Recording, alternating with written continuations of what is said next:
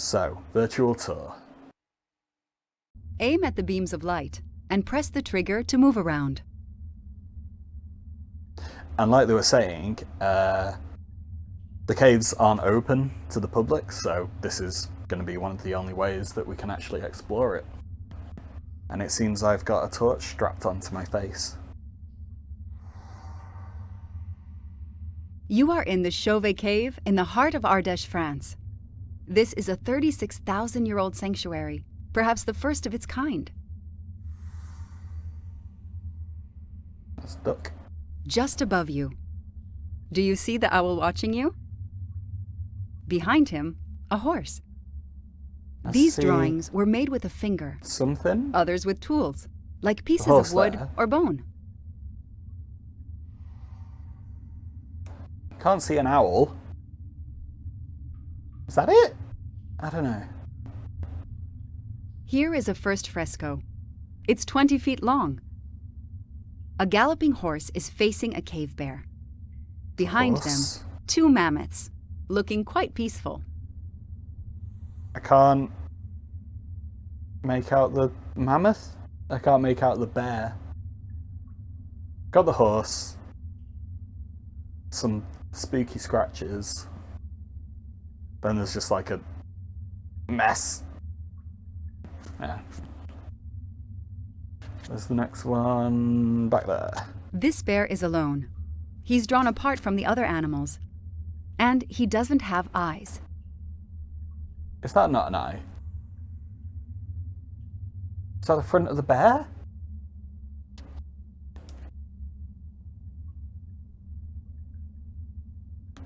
They're not that good. I could draw better than that.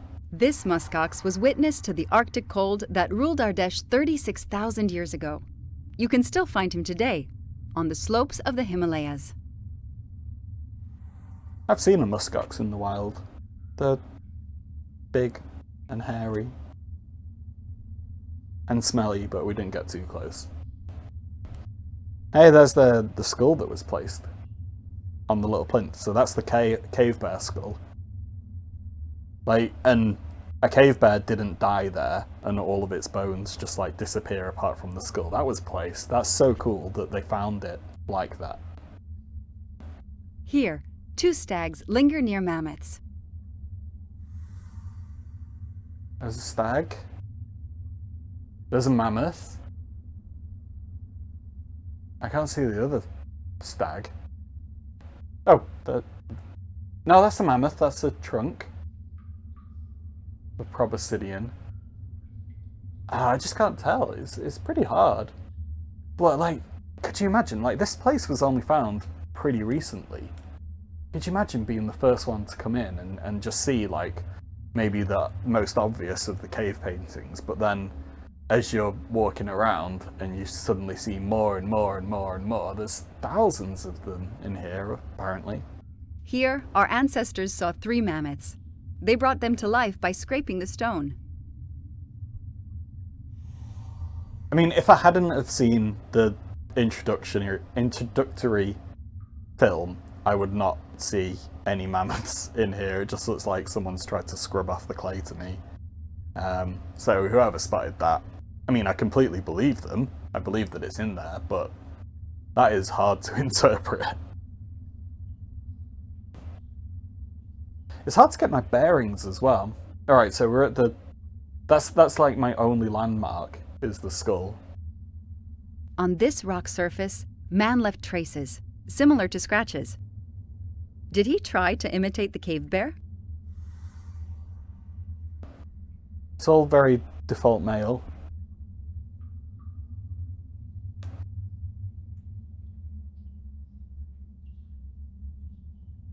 This bear skull was placed on the block of stone. It was staged, meant to be seen. It has not moved for 36,000 years. That's awesome. Like, what must... Is this like a coffee table and like a conversation piece or something like that? Or is it like some shrine or something? It's unbelievable. Like, what were they doing? What were they thinking with this thing? Like, obviously a cave bear, whilst you're in a cave, must be like one of the scariest things that you could imagine. We're just going back and forth, back and forth. Before you is a masterpiece. Humanity's first ever.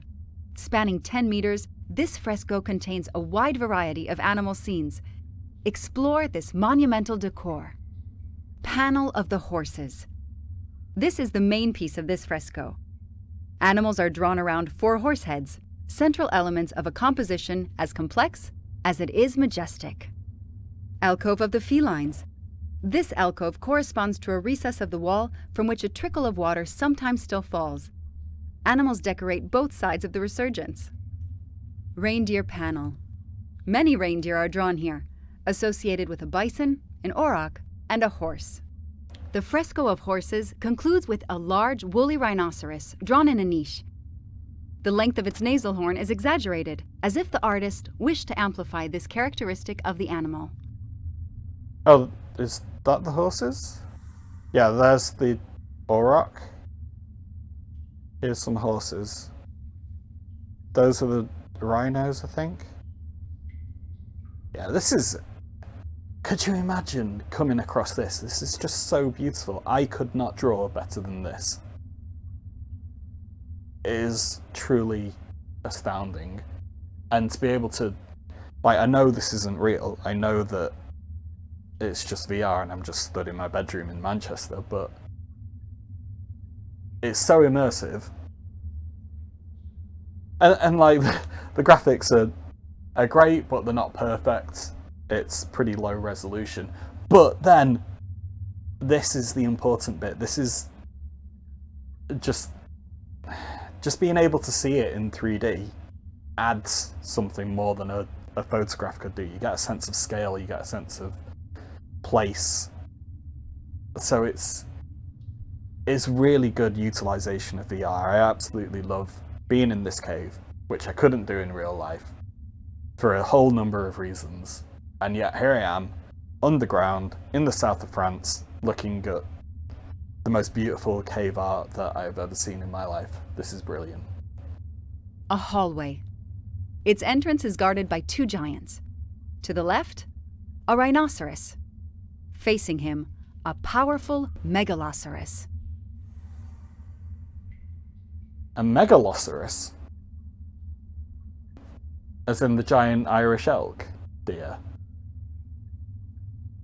Did that come all the way over here? Oh, is that the antlers? So, megaloceros, I would call it, not megaloceros. But then you say rhinoceros and not rhinoceros. Great, well, potato, potato. Let's call the whole thing off. But, yeah, did it come all the way down to France? Presumably then. I just thought it was Irish. But anyway. This is where our visit ends. Our ancestors have shared with us these very naturalistic drawings preserved by the cave. We do not know precisely what stories they tell, but we do know that they depict human beliefs. Now it's our turn to take care of them.